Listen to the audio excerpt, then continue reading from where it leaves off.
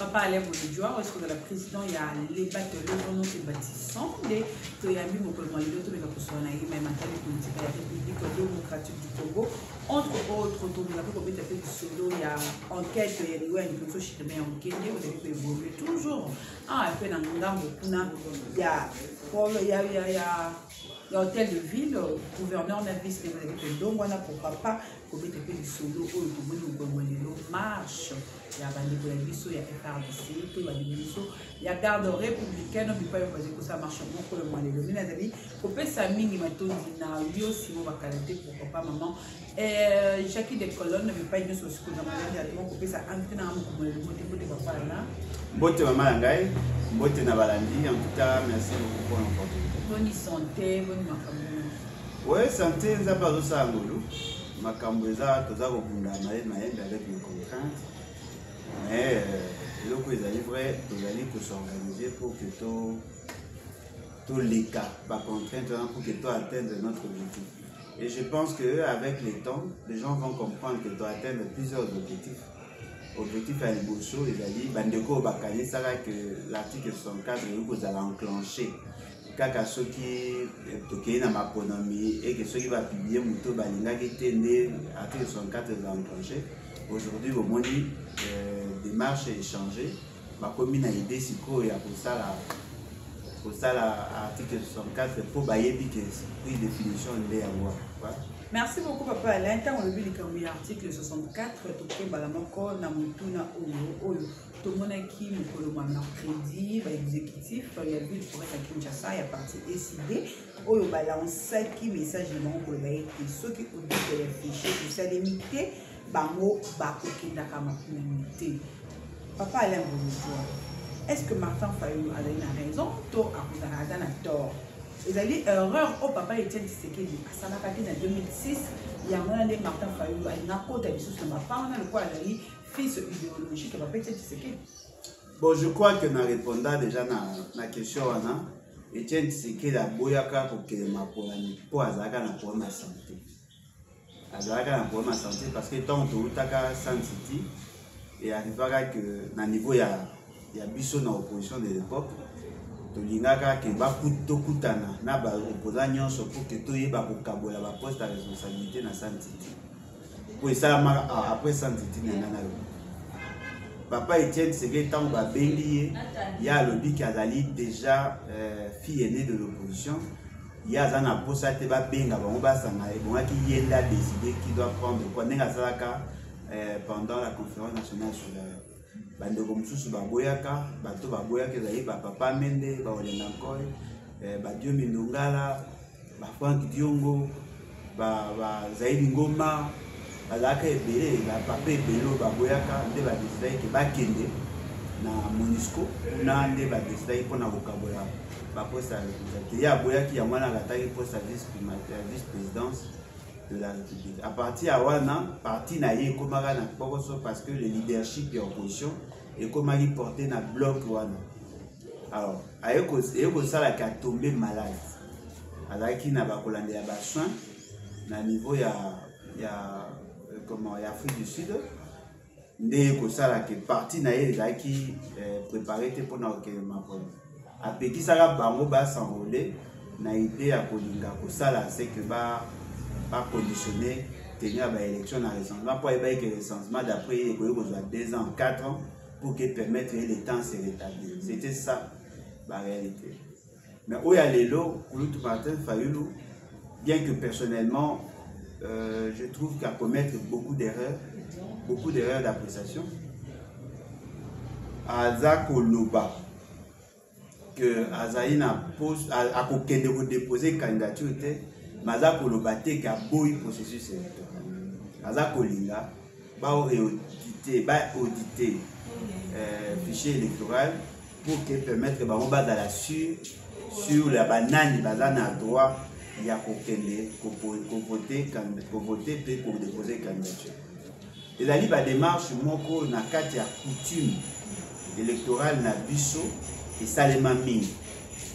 Il vous souviendra qu'en 2011 j'ai dit serveur. Après Kabila a autorisé qui n'a battu CNI parce que vous voyez que CNI et ça dépend du président de la République sur le plan politique. Peut-être que sur le plan textuel, c'est une indépendante. En réalité, l'indépendance est assez émise et là, les actes dans la pratique. Kabila avait autorisé, auditer fichier électoral. Alors, si on a la tendance politique, là, il va repérer ça va représenter la banque. Il y a un moment il failli la ponaga de Nikadi. Denis Kadima qui expert il a failli pour auditer fichier électoral. Quand Denis Kadima, voilà qui va allier, il a failli Nesco Basaka audit pour tranquilliser.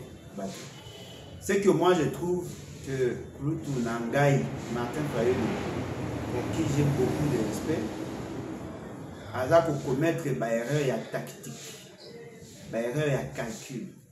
Et j'avais dit une fois qu'il est mal entouré. Peut-être qu'on comprend, madame.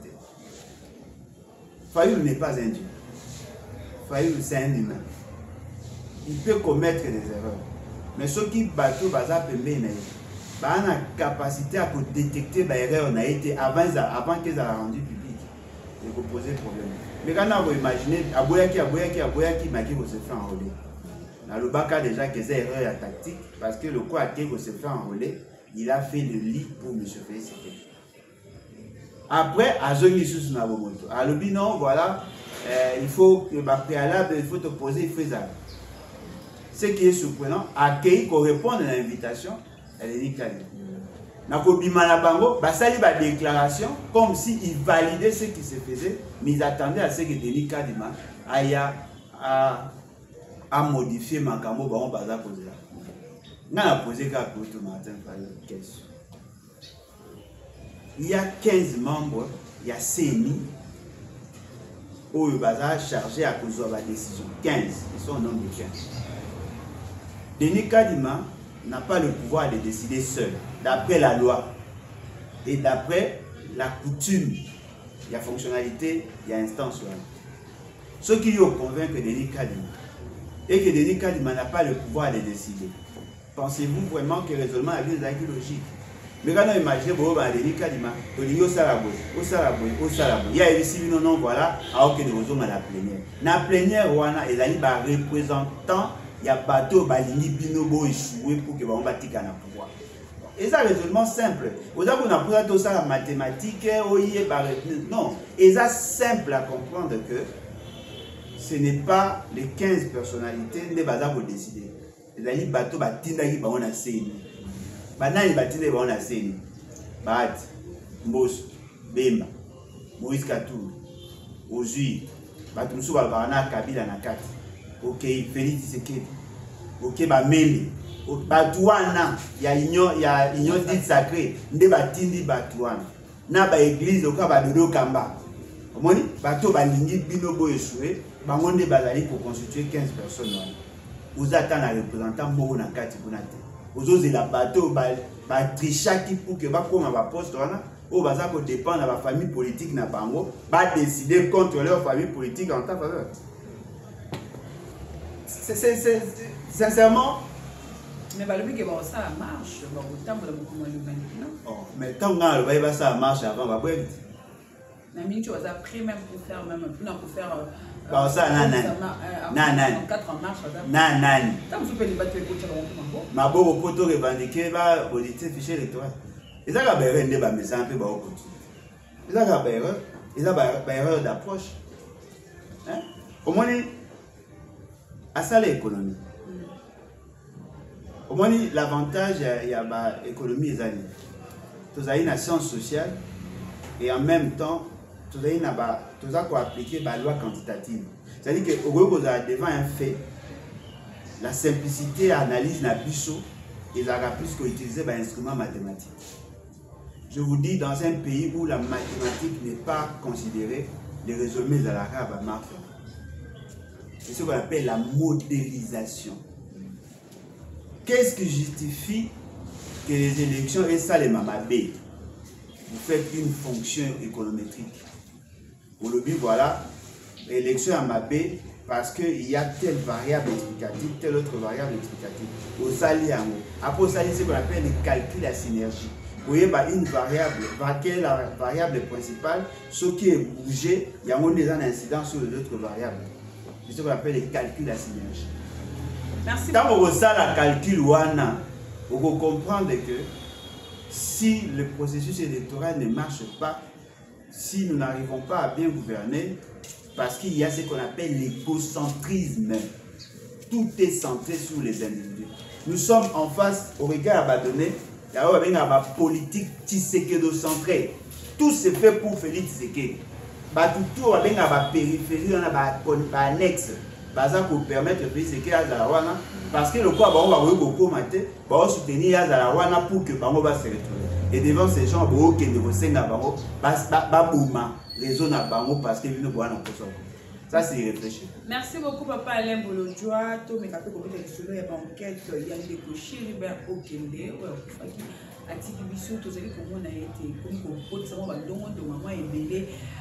D'autre côté, vous allez accuser quand Moussous est accusé quand Moussous. Est-ce que tu vois vraiment l'enquête où vous allez vraiment dans le Sénat, dans le Charbon? Bon, en tout cas, personnellement, moi, je n'ai pas confiance à l'ensemble. Et surtout pas confiance dans le pouvoir. Parce que les autres des tendances sont des obus. Tellement agité. En tout cas, ils ont agité ma casse. Mais là, quand ils ont livré, ils ont occupé ni ensemble, ni pouvoir. C'est possible. Mais la probabilité, ils ont ni ensemble, ni pouvoir, ils ont manqué. Pourquoi? Parce que la plupart, il n'y a pas intervenant jusque-là. Au regard de l'information, ils ont retombé entre les deux. Mais là où la responsabilité est à ma casse, et là où il y a plus d'indices, il y a culpabilité, c'est le pouvoir. Ensemble, on les cite, oui. Bah, Libye, bah, raison, il y a beaucoup de marché, ben oui, vous en avez. Parce que le parti politique est là, carrefour des ambitieux. La confie dans le parti politique et à ma casse. Vous pouvez imaginer Alain Bolodjoa, dans ses débuts, quand il commençait à créer le parti, il était seul, il était déjà critiqué. Alors, le Losiko a combiné à battre, il est critiqué et dans Libanda et dans Kati. Nous sommes sur le Bolinga, le loi pour remplacer. Tout le monde a dit papa, a boti moi nae, moi na beaucoup tout na papa, papa tu choses combien? Alors l'ingaï va pointer à sa part. Au cours de poser une question, t'as où le cali? Alors le cali va se dire ça pas gagner pour qu'il peut comme aïe. Ah oui, peut au beau maillot. Mais dans la Bible, tout le monde a mon papa pour y remplacer. Les alliés, il y a une histoire à moi de Toyebi. C'est-à-dire que ne pensez pas qu'ensemble ne peut pas avoir des raisons pour assassiner chez les gars. Mais dans la pratique, ceux qui n'ont pas le pouvoir, utiliseront moyens à contact physique.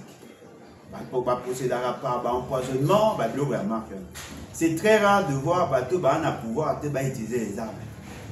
C'est très rare parce que les armes vont toucher à l'État. Bango va poser la capacité à se maintenir. Parce que vous ne pouvez pas inviter quelqu'un à qu'il ne soit monté à Mundu qui peut avoir Moutou dans la famille politique. Parce que chez les gens qui étaient aussi vulnérables. Peut-être que ça a été. Si vous avez une portion, ça allait être plus facile. Tant que commis Magamou à Mundu, bien qu'il n'a pas su faire à Mundu parce qu'il n'y a pas assez d'éléments, ils ont coupé sa plus responsabilité dans le pouvoir. Et les éléments épelés, les indices épelés, ils ont démontré à suffisance qu'il y a intervention, il y a des agents de l'État. Par contre, si vous avez le pouvoir, effectivement, il y a intervention à des agents de l'État, mais vous considérez que c'est les chauffeurs et les gardes du corps qui sont les principaux suspects. Ce que je veux vous dire, en tant qu'un étudiant en criminologie, le premier suspect est Ali Moutiasuka, où Azaki en contact na Moutouane. Mais jusque-là, vous démontrer bisoté. Moutango ya souka, ceux qui sont garde du corps, de les chauffeurs. C'est là où maintenant, Bino va s'intéresser à la question, on a beau me poser une question. Garde du corps, Azalaki, na cour constitutionnelle, oui ou non? Apparemment, tout le monde dit oui. Ils ont battu ensemble, ils ont battu à pouvoir, ils ont la cour constitutionnelle. Azalaki, na cour constitutionnelle. Ce qui veut dire que sur Azalaki, na cour constitutionnelle, le coup la Kotaki, na 4 bâtiment à cour constitutionnelle, Et la kisi que tant azalaki kuna na carte à cour constitutionnelle, azalaki na chéribe au Kennedy. Voyez-vous? Donc pendant que lui il était qu'on déposait Mikaël à la cour constitutionnelle, il n'était pas avec au chéribe au Kennedy. Na carte à bâtiment. Chéribe au Kennedy devait être quelque part. Hier, chauffeur à garde du corps à lobby, pendant que lui il était dans les bâtiments, chéribe au Kennedy azalaki na cour constitutionnelle. Ceux qui chéribe au Kennedy azalaki na carte à cour constitutionnelle, version à Kolobaka qui vous allez enlever est d'aller plus plausible. Pourquoi? Parce que le garde du corps ne pouvait pas être dans deux endroits différents au même moment.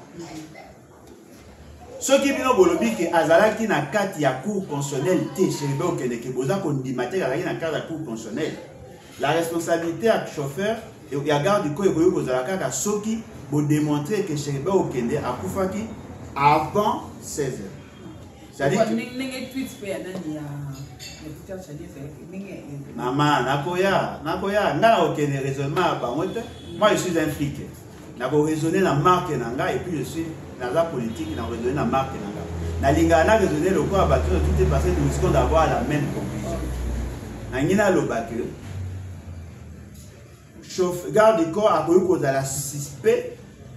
Soki soit Abomaki chéribe au Kennedy avant comme à la cour constitutionnelle, ou soit Abomaki après cour constitutionnelle, et généralement entre 2 h et 6 h du matin, parce que d'après le procureur, moteur et à chéribe au Kennedy, il a qui en marche, moteur il a qui en moto, clim, Mali les a qui en kati, et puis Bakoutier à partir de 5 h 6 h.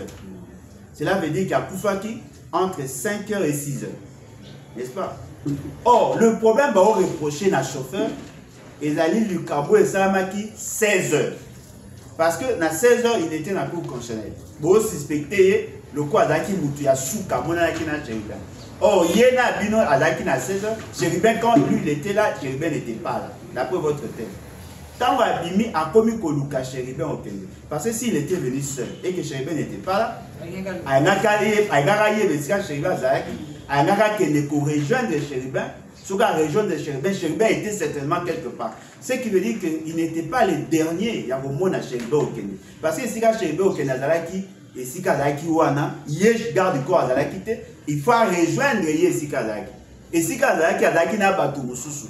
Cela veut dire que le garde du corps n'était pas le dernier à l'avoir pris. Et là, on Moussou Pézali. Garde du corps à Zakoloba, qui a l'outil Koulout Mokozinae à moniter. Si vous avez posé une question, Malasouka Bozaki n'est pas qui earning. Non, vous pouvez poser une question, on a déjà bien tout pour y répondre. Les Alaki, avant comme à la cour constitutionnelle.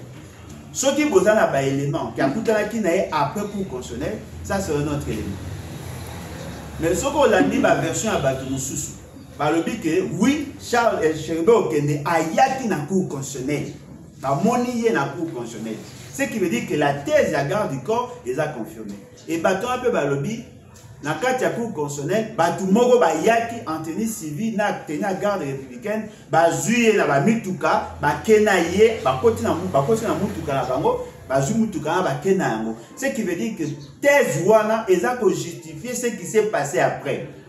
Procureur a dit d'après enquête préliminaire. Il faut qu'on ait la prison parce que enquête est silité et puis autopsie est habité.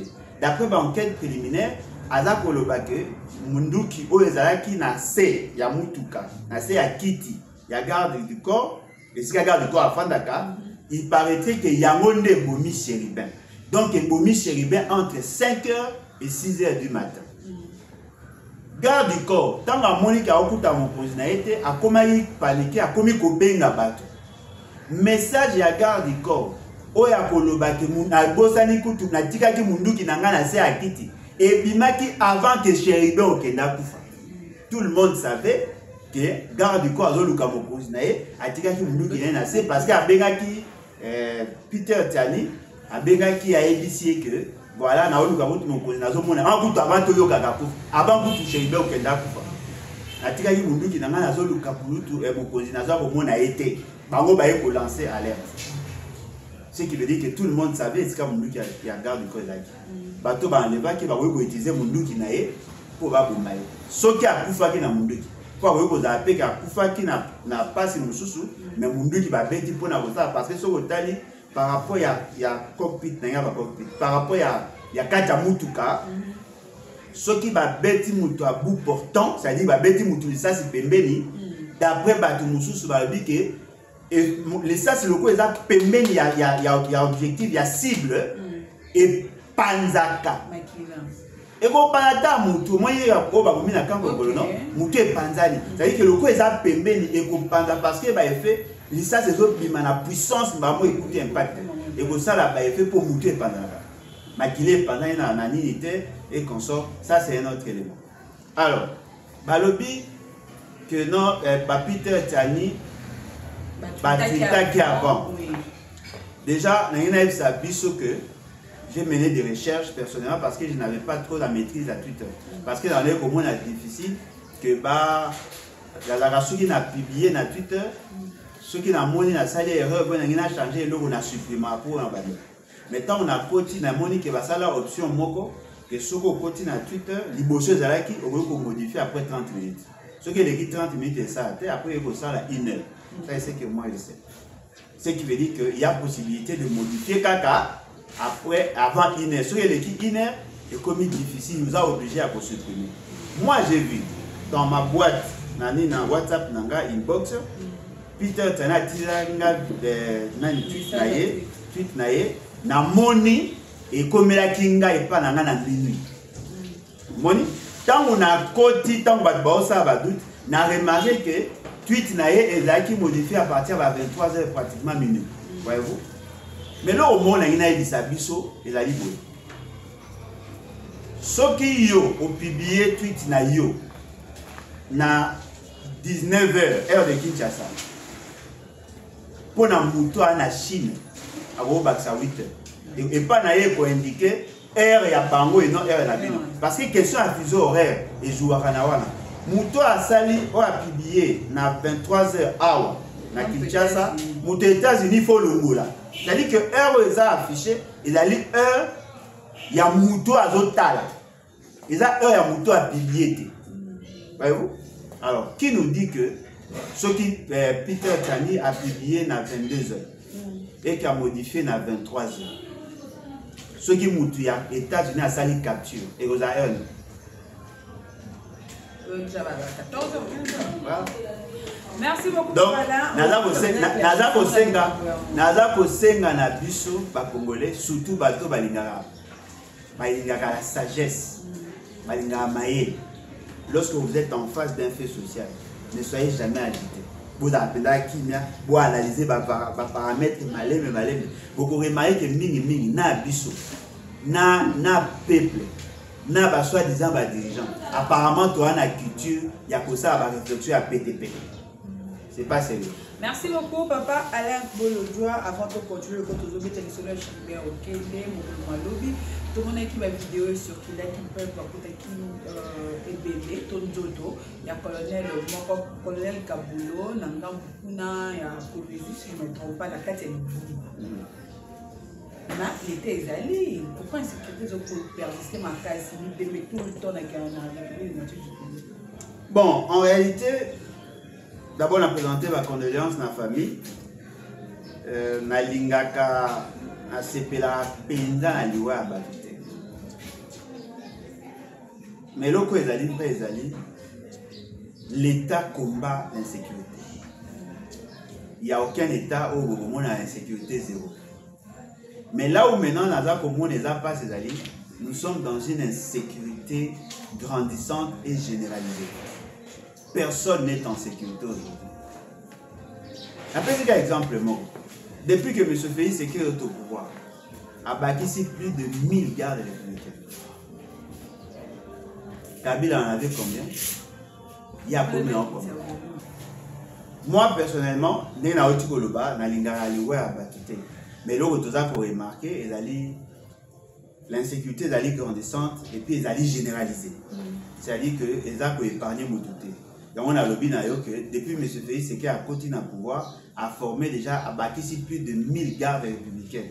Pour la ligne à Bakissi, parce que Kabila Daka, dans la garde républicaine, il y a Bakissi, la garde républicaine, bien que obosana te na kati ya bato bazalaka na kabila mingi baa na prison bamosusu mpe babungi eza neti famille moko babenginga l'un des gardes républicaines ya monsieur Félix Sekedi azali major baenleva ye je crois bazalaka quelque part na bande voilà côté ya Chaumba.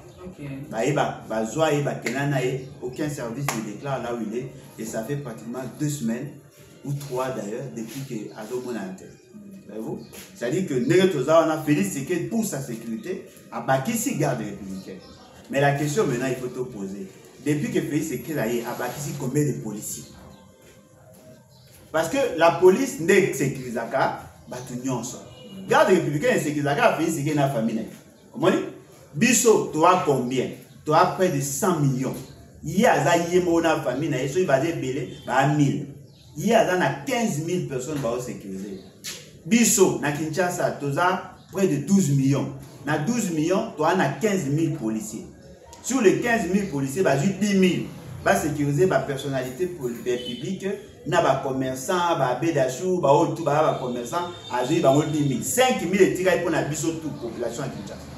Il y a un moyen de la société, ce qui veut dire qu'il y a un problème d'effectif. Il y a aussi un problème, il y a l'identification de la batouane. Tout armes, mais tout enregistré dans le fichier de l'État.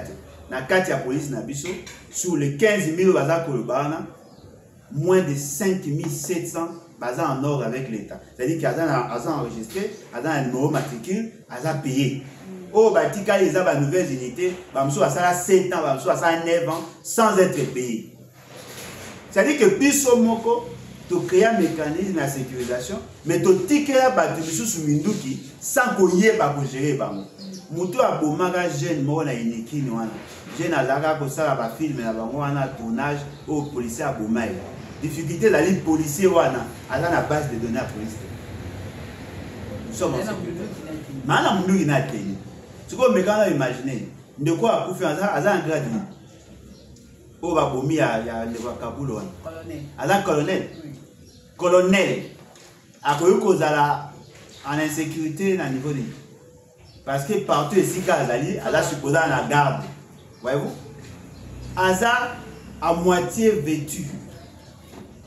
Apparemment, partie et la main à l'écoleuse à la guitare. Qu'est-ce qui s'est passé pour accorder à la qui Singana Sima? Ce qui veut dire que va coûter une position à faiblesse et si va garder la été. Pour la vie de Rosa. C'est naturel. Il n'a pas été sécurisé. Ce qu'il y a abondamment pour sécuriser les autres. Mais il y a mort à la position d'insécurité. Bateau va bomber. Après, va l'homoler, ce qu'il va bomber, il va boire et si va te coûter une autre. Distance wana. Alors, tant que papa Alain, il faut que la garde du corps mi balé misat. Namboko on avait fait ce personne n'est en sécurité. Même un colonel, colonel, c'est ezali grade à l'écolo na armée parce que grade après colonel, il y a comme grade politique. Asa grade à l'écolo na police. Pour après colonel babo comme général. Oui, mais ce qui est vrai, le long de tout ça, le colonel a profité. Famille n'a pas perdre, Bakolukabasa a enquête. Quand on soupé dans le souka, le quoi justice pesa corrompu, bateau va bomber que soit Bakanga Baronte, soit Data Bakani va libérer, attention va libérer, on va juste par la grâce présidentielle. Donc, le long de tout ça, Nambo. Merci beaucoup, papa, pour le job, comme le lot, tout le monde, la marche. De santé. Vas-y, vous avez marché sur ma démonstration. Cafou. C'est une façon de nous montrer que non, vous avez une armée dans votre campagne. Maman, la garde républicaine n'est pas armée. La garde républicaine, c'est une branche de l'armée commise pour la sécurisation de la personne de ses dépendants et bah site. Moni, bah site Moro Boye ou Bapona, la garde républicaine Bazarakuna. Par exemple, bah site côté Itex Africa, bah site sur Babote Mutulopangu, bah site sur dans un confinement moi sinayo, côté de la bâtiment de garde républicaine, ceux qui Moro un beau-frère ou bien Makambo Yandoka fait, c'est que va repérer ça. C'est ça en fait la garde républicaine. Alors, pourquoi réduisez-vous l'armée dans la garde républicaine? Et puis, deuxièmement, bateau, Yebi, à l'époque, il y a Mobutu. DSP, tant qu'on a la démonstration, il y a un champ de tir. Au moins, DSP commando, il y a un parachute, il y a un parachute, il y a un moto, il y a un tir, il y a un ciblé. Maman, il y a une démonstration. Les soldats ont 3000 mètres de projectile, na cible, ils ont tiré bataille, ça c'est là comment, ils ont l'accès à Moutoulé, ils ont démonstration, ils ont pour la démonstration. Mais marche de santé, même Basoula va ça.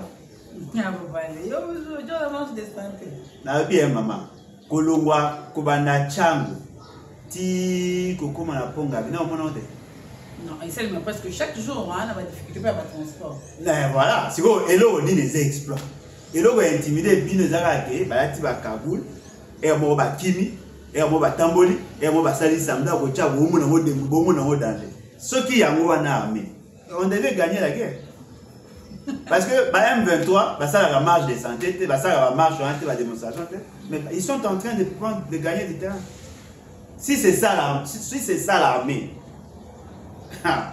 tout ça dans musique et puis na okam ceux qui vont vivre qui va soda na baza pourquoi vous organisez un défilé ce va ça na cadre de défilé to mato mona ba cadence na ba on dit ba tambola dans la discipline parce que on va tamboler avec une discipline ba on va tamboler avec discipline tout ça et puis ba zui ba ndeko na bino ba journaliste ba che ba o filmer botala armée bongi armée Moutana Munduki a 30 balles, aux autres bongi. Mais équipement, c'est pas ça l'armée.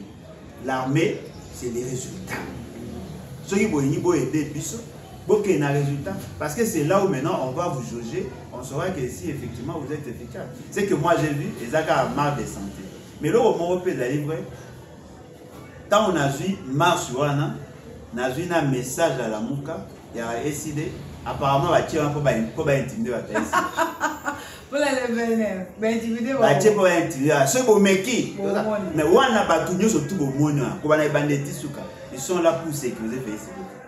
Alors, c'est ceux qui vont sécuriser Bounaga. Alors, ceux qui vont sécuriser tout. Tu as bien poussé tout le monde. Biso na Kinshasa, tu as poussé à Soda. Mais bateau, tu as poussé à Soda, tu as moté. Comment il y a l'accès à Kinshasa, il y a l'accès à policier. Et là où il faut l'accès à soda, va être. Oui, bien moi, dans la faille, mais tu as la chance. Tu vas pas classe, tu vas c'est-à-dire que Azo, il y a l'accès à Bino, qui solutionne à Bino et à Mou. Bota, soda. Bino, il y a l'accès à Biso, il y a l'accès à Bangouna. Et ça, quand le quoi, mon ballon, Moninga. Il y a des gens qui sont en train de se mais aussi les moi si avant bêta moi si pour moi ça y est pour ça y est pour bêta moi si ma case au bébé c'est pas moi ceux qui sont pas moninga non moninga la bino ba soda M23 papa le temps on oublie comme M23 ba soda rwandais ba l'été ba moni ba adef la nous parce que là nanga bonniso pour na obunisa banani que bazaki nanga bonniso ba on se ko ba pesi ba lobby été ba zali kuya. Non, mais pas bon au lieu que pour l'armée et qu'on a bossé préparé, porte-parole à FRDC a eu un discours. Est-ce que la guerre, la chambre de guerre, dans la poste discours de la action? Na discours, na action, ça fait partie de la guerre. Mais lorsque il y a yeba, c'est-à-dire que ba Rwandais, ba Moni, Biso, tous en alliance na FDLR. FDLR ou bien ADF ADF. FDLR. FDLR sont de Rwandais. Baza ko bunda contre nani. Biso na ba onto sangani pona pona obunza Rwanda. Siko nde tozolo ba bodi ato bali ko bunza Rwanda. Na tozolo ba papier na to ko na ba discours. Ba discours ya boyo. La commission européenne pendant que télécommunication. Écoute, il y a un peu de sangana FDL pour tout le monde, ça va Rwandais. De toi, on a posé tout ça guerre contre le Rwanda. Et non, on dit maintenant. Ce qui est dénaillé, ils ont posé ça FDL, n'a pas de ce poteau pour na Rwanda. Nga, na on dit maintenant. Moi, on a fait comment mobile. Je vous dis, ce qui a dans les canisses, c'est Sangisa Rwandais, au basé pas na biso, pour que tout le monde Rwanda, nga, non, donc on les a connus. Maman, merci. Maman, merci. Biso là, tu fait belé. Na Rwanda, là, tu on dirait dans les commentaires. Ce qui est ok, ne peut pas dire ça va Rwandais, avec les Rwandais qui sont ici, nga, non, parce que ceci n'a rien à dire, mais qu'il a biso ce panier. Pas de vengeance. Pour justice à mon kilo, il y a je te perds de combien? Il y a plus de 15 millions de victimes directes. 15 millions. Ce qui est canisé, ok, voilà, tu as dit que tu vas attaquer Rwanda, tu as un ça à Rwanda au bazar. Nga, non, et c'est ce que j'ai toujours demandé. Mais ce qu'on a calculé, c'est que tout le monde de ça, Rwanda, n'a commandé un chef. Car on a un hey. Et vous avez dit que vous avez une guerre qui fait. Papa, avant tout, on a kuna na hôtel de ville entre gouverneur Navis Naï, donc on a un élément juste après le départ, il y a Golem pour une assemblée policière. Ni les écoles de Canapuna, ah, Argentine, les écoles Ngobila, pardon. Ngobila, vous allez confondre pas Gekoko. Gekoko peut avoir fondé Ngobila. Ah, on va ça point de presse le même jour qu'à la Guinée. Est-ce que c'est une façon de faire destituer ok Gentini pour que Gekoko en a besoin la place d'un peu de bien être dans la République de Montique du Congo, ce qui est titulaire accueilli, il faut malalement rappeler ça zone à 100. Bon, en tout cas, la question aux autres posée, c'est vraiment une question d'actualité, comme aime le dire le Congolais. Mais par raison, il a raison, moi, un peu pourquoi Bachaki Gekoko? Bachaki Gekoko, d'abord, parce que dans leur idée, il y a qui IDPS à se retrouver. Bayoko Longola, monsieur Azaki Dibosan comme vice-gouverneur, parce que Banaba Longola, na Ngobila, na O Azaki a kissé sur un Nerombo. Hein? Funga banga moyo soki ni balobaka. Fungu ya banga moyo. Yé balongola kaye parce que bazaki na posa ba créer espace pour que permettre un Moulouba et un membre de l'IDPS à jouer poste à 10 gouvernements. Ce qu'on t'a dans cette approche, la stratégie des Akine, ils veulent diriger Kinshasa. Mais bah mon avis que ça, ils vont mis balem balamoko et vous poser problème. Bah créer stratégie. Dans leur stratégie, qu'est-ce qu'ils ont fait? Ils ont d'abord commencé à enlever le plus faible. Balongoli, mais ne pour que wana Gentini a soutenu qui pour au lieu que balonga ba omi balé ba limi yatika po yazaki en complicité avec Bissélé le Bifort qui était un conseiller stratégique qui a fait ce qu'il a. Parce que Yéna Bissélé Bifort va la famille Moko. Ba yebani bandakala, ba yebani makasi. Moni si ko ba moyen que non le quoi yazaki acquis pour leur co, il y a un moyen qui a moyen ko yemba ko bina ko la que c'est un fanatique, il est le fils adoptif, il y a Étienne, il y a Félix, tout ça. Pour la poésie, c'est que je suis prêt à te servir et à trahir mon ancien maître. C'est comme ça, mon monarchie, il y a comme ça, que le quoi y a Azali, base à ce que Nani Gekoko, bataille vice-gouverneur. Mais dans le calcul, il y a bataille des pèses. Pas que ça part des choses. Entre Félix et qu'il y a bataille des pèses. Dans le calcul, il y a bataille des pèses. Ok, le quoi a déjà commis vice-gouverneur, va créer chaos, va l'ongola, Gentini. Pour que permettre on va ça na fifi masuka. C'est-à-dire que Moutazali a assumer fonction mais n'a pas la qualité de gouverneur. Et bon ça a suppléance mais pas la biso suppléance c'est quand comme le quoi remplacement et puis baby qui a fait un mandat il faut pas maîtriser pour que va assurer que ba tu va au bunda en faveur parce que baza ko douter na Gentini pour baza ko loba. D'après na yo ke pas na ba baza ko loba qui a proche na Kabila pour ba kabwanate et puis le quoi azali ndeko ya Fayulu c'était comme ça leur calcul. Mais c'est que moi je vais vous dire. Les alliés que Gentini, Gekoko, na bataille de peste, basala qui est fort balongola, Godempoy. Parce que Godempoy, à la proche, il y a Bahati. Balongola, Godempoy, pour créer vide pour le vice-président à la bouteille de pêche. Gentini a soutenu ça. Pour attaquer un problème de Godempo. Parce que mutualisation, pour la Godempo, mais il y a ceux qui vont le Godempo après on a pas le. Mais et là, vous allez voir, ce qui est pesant la gestion, il y a vu la Kinshasa, Gentini, Jekoko ne mérite pas être. On peut donner un exemple moins simple. Au moment où il y a il y a un grand marché. D'ailleurs, pour l'instant, c'est le plus grand marché à Ville Kinshasa. Liberté. Il y a Liberté. Le plus grand marché à Ville Kinshasa. Vous savez qui sont les gestionnaires? Les membres de ACP. Ou à Zaki Liboso, non à Zaki Lelo, les membres de ACP. Marché, on a un Kabola. C'est-à-dire que oh, il y a un marché à Gambia. Oh, il y a un marché à Boy. Le Kabola, pour permettre que les gens aient un ancrage, qui va préparer l'élection. Or, Gentini, à la Coébissa n'a pas touché, parti n'est le plus grand parti. Ce que l'UDPS a le plus grand parti, guerre n'a pas eu un positionnement, les gens qu'on a pour ça, va récupérer ma poste Oyo, Gentini a fait ça batunaye. Et puis, ma copie, il y a aussi un bango baza kolia, bato baza kolia bien. Bah, na pour ça va maîtriser pour va caser bato UDPS et permettre que bango ba tenir ba élection avec le moyen. Maman Nanga, j'ai les dossiers sur le marché on a à Massina. Marché des libertés, des libertés, de la liberté. Je vous dis ce que qui m'a gardé salama kuna ou ekosana. Administrateur ou auto lomola bipolo la ce qui est mort.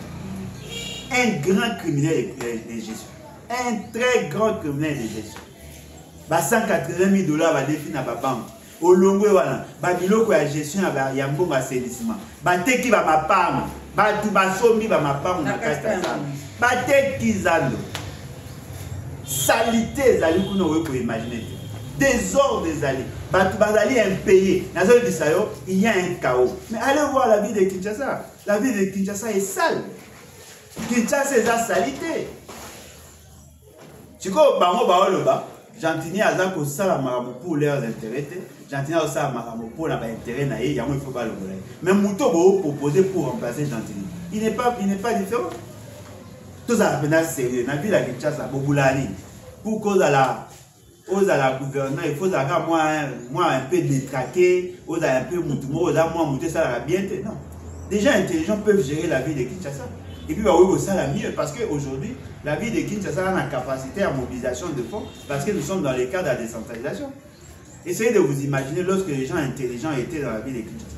Ils ont pu quand même faire quelque chose. Mais le quoi, autonomisation, la gestion des alliés, mettez les gens plus intelligents.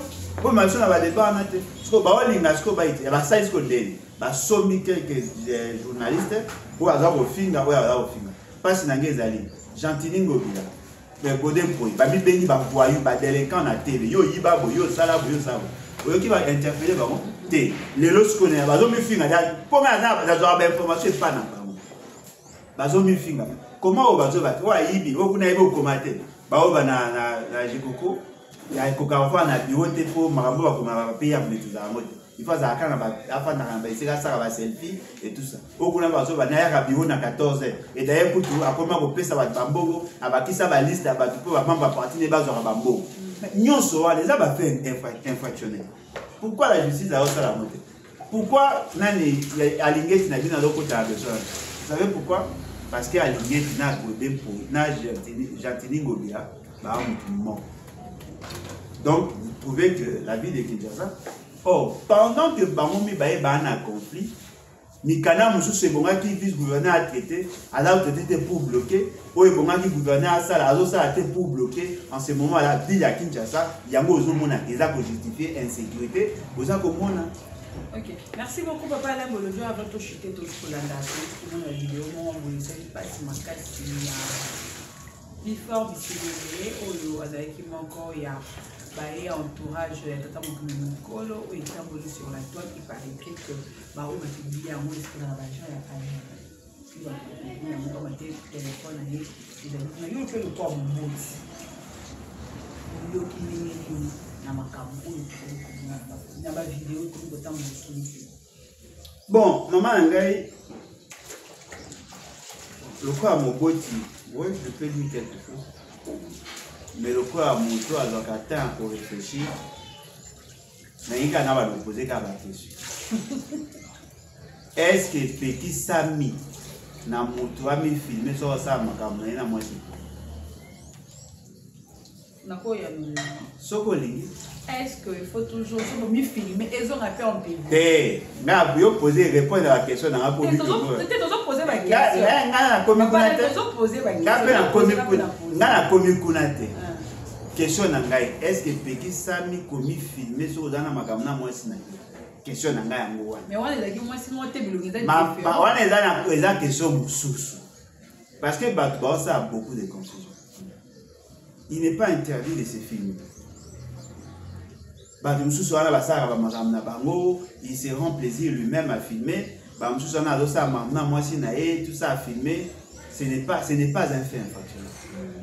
Le fait infractionnel, c'est lorsque la vidéo on a place publique, atteinte à la pudeur.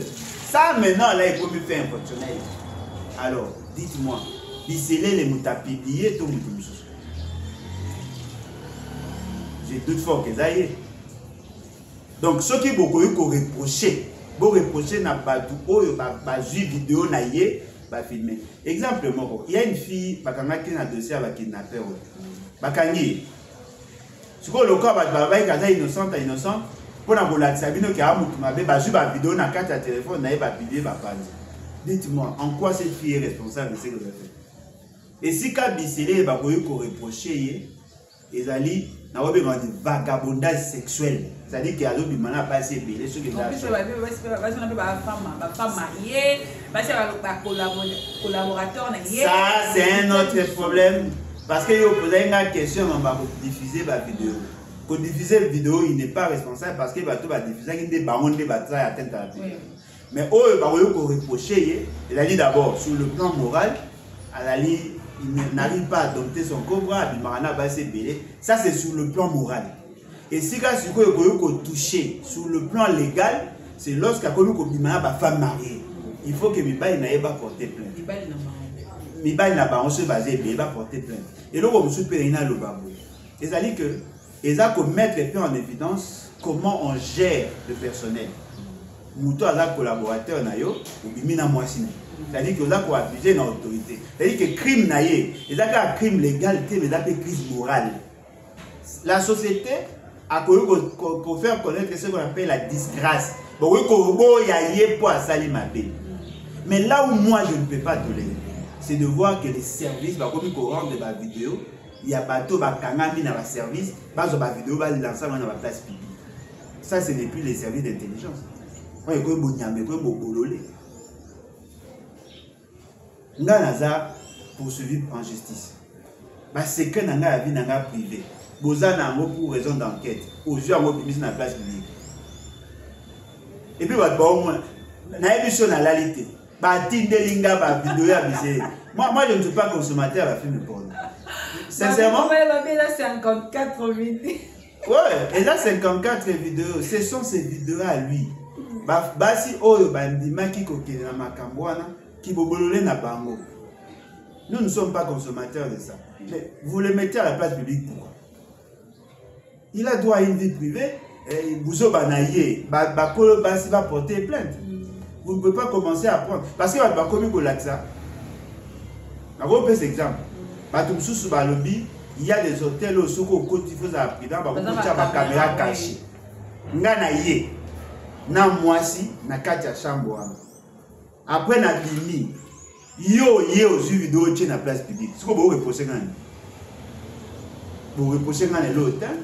Mouto a ça, il va déjà mouto à ça. Pourquoi vous soyez commandé? Monsieur, nous avons une vidéo non compromettante. Si vous avez un bon hôtel, vous publiez à la place publique. Yo, pas il va commencer à le chanter aux yeux bon plaisir. Non? Merci beaucoup, papa Alain Tokumina Souka. Mais c'est que vous savez de la première pays. Merci beaucoup, papa Alain Tokumina Souka. Tout la caméra et yo, tout la caméra de la